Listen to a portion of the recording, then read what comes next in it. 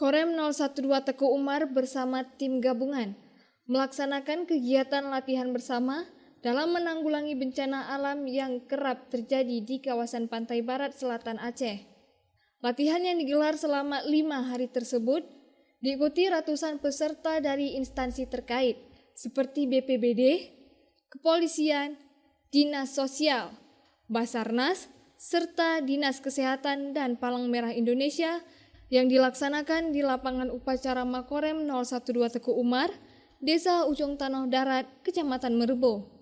Mewakili Pangdam Iskandar Muda, Kapok Sahli Pangdam Iskandar Muda, Brigjen TNI Ruli Chandrayadi mengatakan, latihan bersama ini bertujuan untuk meningkatkan kemampuan dalam perencanaan operasi, kerjasama, dan koordinasi dalam pengambilan keputusan penanggulangan bencana alam.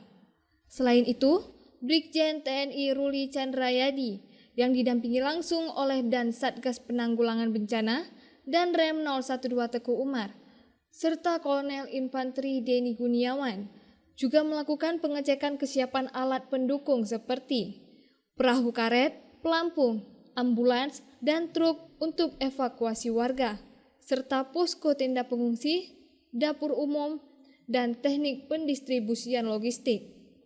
Pihaknya berharap dengan adanya kegiatan pelatihan ini dapat membantu pemerintah dalam mengatasi bencana serta menanggulangi dampak bencana alam.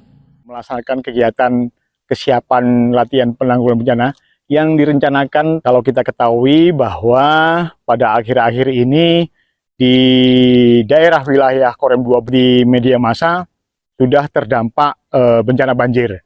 Oleh karena itu, dalam hal ini Komando Atas, Kodam, kemudian Korem, segera melaksanakan kegiatan latihan kesiapsiagaan penanggulangan bencana yang dilaksanakan pada hari ini.